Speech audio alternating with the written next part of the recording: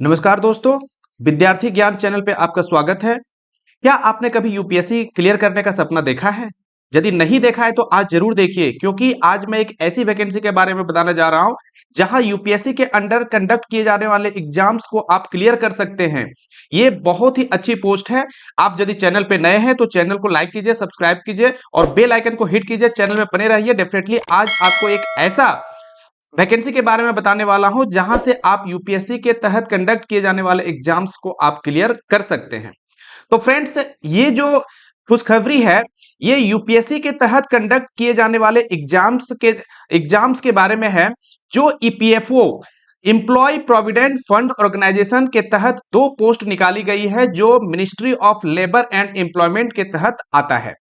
तो ministry of labour and employment के तहत आने वाले ईपीएफओ जो कॉन्स्टिट्यूशनल बॉडी है, ये क्या है? कॉन्स्टिट्यूशनल बॉडी ये किस टाइप का है? तो जो सर्विस करते हैं, जो जॉब करते हैं, आपको पता होगा प्रोविडेंट फंड काटा जाता है जिसमें गवर्नमेंट का कुछ पार्ट होता है और कुछ एम्प्लॉय का पार्ट जमा किया जाता है, जो रिटायरमेंट के समय में उसे वापस किया जाता है। तो उससे रिलेटेड जितने भी वर्क होते हैं उसे देखने का काम किया जाता है ईपीएफओ ऑर्गेनाइजेशन के द्वारा। तो इसके द्वारा एक दो टाइप के पोस्ट को निकाला गया है। एक है इन्फोर्समेंट ऑफिसर्स और दूसरा इन्फोर्समेंट ऑफिसर और अकाउंट ऑफिसर्स। दूसरा आपका है असिस्टेंट प्रोविडेंट फंड कमिश्नर। ये दोनों पोस्ट आपके लिए बहुत ज्यादा इंपॉर्टेंट है। यदि आप एक सिंगल एग्जाम देकर के क्वालिफाई करना चाहते हैं यूपीएससी को, तो आप इस वीडियो में बने रहिए और बताऊंगा कि कैसे कैसे आप क्वालिफाई कर सकते हैं, क्या सिलेबस है, क्या इसका एग्जाम्स का क्या क्या और क्राइटेरिया है जिसे आप इजी वे में आप क्लियर कर सकते हैं। फ्रेंड्स, यदि हम इन बात करें इन्फोर्समेंट ऑफिसर्स की, इन्फोर्समेंट ऑफिसर और अकाउंट ऑफिसर ये दोनों मिला करके 418 पोस्ट है। असिस्टेंट प्रोविडेंट फंड कमिश्नर की पोस्ट जो है वो 159 है। फ्रेंड्स, ईवो और एवो की बात करें तो इसके बाद जो प्रमोशन होता है वो आपका एपीएफसी के लिए होता है, असिस्टेंट प्रोविडेंट फंड कमिश्नर के लिए। तो आप समझिए कि यहां पर यदि ज्वाइन करते हैं तो आप प्रमोशन लेकर के यहां आएंगे, और यदि डायरेक्ट इसको क्लियर करते हैं तो ये तो और अच्छी बात है। तो फ्रेंड्स, यदि आप ऑनलाइन रजिस्ट्रेशन करना चाहते हैं तो इसकी तिथि है 25/2/2023 से 17/3/2023 तक। इसके लिए वेबसाइट आपका यहाँ पे दिया गया है। आप वीडियो को लाइक, शेयर और सब्सक्राइब जरूर कीजिए और आगे वीडियो में बने रहिए। इन्फोर्समेंट ऑफिसर और अकाउंट ऑफिसर्स की बात करें तो इसमें 418 वैकेंसीज है, जिसका बाइफर्केशन इस प्रकार है कि जनरल के लिए 204 वैकेंसीज, ओबीसी के लिए 78, एससी के लिए 57, एसटी के लिए 28, ईडब्ल्यूएस के लिए 51 और पीडब्ल्यूबीडी के लिए 25 वैकेंसी है। फ्रेंड्स, ये वैकेंसी जो यहां से यहां तक है ये टोटल आपका 418 होता है, लेकिन ये वैकेंसी जो दी गई है ये रिजर्व्ड है। ये इसी में से ये वैकेंसी दी गई है जो कि रिजर्व कैटेगरी की वैकेंसी है। ठीक है, ये किसके लिए है? पीडब्ल्यूबीडी के लिए है। फ्रेंड्स, यदि पे स्केल्स की बात करें, यहाँ पे पे स्केल्स की बात कर रहा हूं ईवो और एवो पोस्ट के लिए। पे स्केल आपका 7th सीपीसी सेंट्रल पे कमीशन के द्वारा ये 8 लेवल का पे स्केल है, जो बहुत अच्छा पे स्केल होता है। आगे बढ़ते हैं। अब असिस्टेंट प्रोविडेंट फंड कमिश्नर की बात करें तो इसके लिए 159 वैकेंसी निकाली गई है। पे स्केल ये 10th लेवल पे स्केल्स में आता है। इसके वैकेंसी का बाइफर्केशन इस प्रकार है।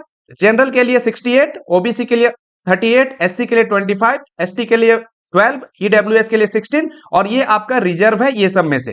ठीक है, आगे देखिए एलिजिबिलिटी क्राइटेरिया। ये जानना आपको ज्यादा इंपॉर्टेंट है कि क्या आप एलिजिबल हैं, जो यूपीएससी के तहत एग्जाम करवाए जा रहे हैं उसे आप क्रैक करने के लिए क्या एलिजिबल हैं। तो यदि आपका उम्र 35 ईयर्स से कम है एपीएफसी के लिए और ईवो और एवो के लिए 30 ईयर से कम है, तो आप इस फॉर्म को पहले तो आप भर सकते हैं। और यदि आप ग्रेजुएशन किए हुए हैं तो किसी भी यूनिवर्सिटी या किसी भी इंस्टीट्यूट से यदि आप ग्रेजुएशन क्वालिफाई हैं तो इस वैकेंसी को आप भर सकते हैं। इतना तो सबसे एक बेसिक क्राइटेरिया है।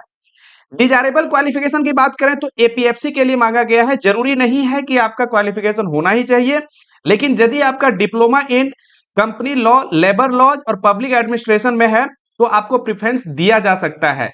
लेकिन ईवो और एवो के लिए कोई स्पेशल डिजायरेबल क्वालिफिकेशन की बात नहीं कही गई है, एपीएफसी के लिए कही गई है। आगे बढ़ते हैं। अदर गाइडलाइंस की बात करें तो इसका हेडक्वार्टर जो न्यू दिल्ली है, लेकिन आप ध्यान रखिए आपकी पोस्टिंग इंडिया में कहीं भी हो सकती है, तो इसके लिए आप तैयार रहें यदि आप इस पोस्ट के लिए जाना चाहते हैं। तो प्रोबेशन आपका 2 इयर्स का प्रोबेशन पीरियड रहेगा। ऑफलाइन रिक्रूटमेंट टेस्ट होगा। आप इसमें देखिए एक टेस्ट, एक ही एग्जाम होगा, एक इंटरव्यू होगा, मात्र 2 फेज में आप क्लियर कर सकते हैं इसे। तो जो रिटन टेस्ट होगा वो आपका ऑफलाइन होगा, OMR सीट में आपका एग्जाम को लिया जाएगा। Both recruitment test will be held separately. देखिए आप बात करें यदि तो APFC और EO का जो वैकेंसी है उसमें दो एग्जाम्स अलग अलग लिए जाएंगे, जिसकी डेट को अभी क्लियर नहीं किया गया है, ये बाद में बताया जाएगा। आप दोनों के लिए यदि एलिजिबल हैं तो दोनों पोस्ट के लिए आप अप्लाई कर सकते हैं। अब टेस्ट जो होगा वो 2 घंटे का टेस्ट होगा, मल्टीपल चॉइस क्वेश्चंस होंगे इसमें, और इसमें पेनल्टी होगा, ये ध्यान रखिएगा पेनल्टी होगा, और पेनल्टी कितना है 1/3 है। जो आप सही क्वेश्चन मार्क करते हैं और यदि उसमें से कुछ गलत करते हैं तो 1/3 आपका सही से डिडक्ट कर लिया जाएगा। वेटेज की बात करें तो 75-25 का रेशियो है, मीन्स यदि रिटर्न का आपका वेटेज होगा वो 75 का होगा और इंटरव्यू का वेटेड होगा 25 का होगा। एप्लीकेशन फी इसमें सबसे अच्छी बात है, देखिए यूपीएससी के तहत कोई भी एग्जाम यदि कंडक्ट कराया जाता है तो उसमें सबसे बड़ी खासियत ये होती है कि उसका फी बहुत कम होता है, नॉमिनल फी होता है।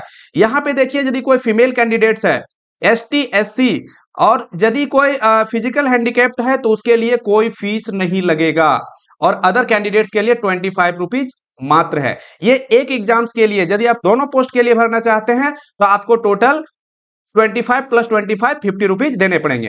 फ्रेंड्स आगे बढ़ते हैं, यदि सिलेबस की बात करें कि क्या इस एग्जाम को हम क्वालिफाई कर सकते हैं, क्या क्या इसके सिलेबस है, तो मोस्ट ऑफ द सिलेबस आप पढ़ चुके होंगे। आप देखिए जनरल इंग्लिश में क्या पूछा जाएगा, मोस्ट ऑफ द क्वेश्चन इसमें जो रहेंगे तो वर्ड से रिलेटेड रहेंगे, आपका जो वोकेबलरी है उसका टेस्ट किया जाता है इसमें। तो जनरल इंग्लिश और एक नॉर्मल सा ग्रामर का टेस्ट किया जाता है। तो जनरल इंग्लिश बहुत ज्यादा आपको बर्डन लेने की जरूरत नहीं है।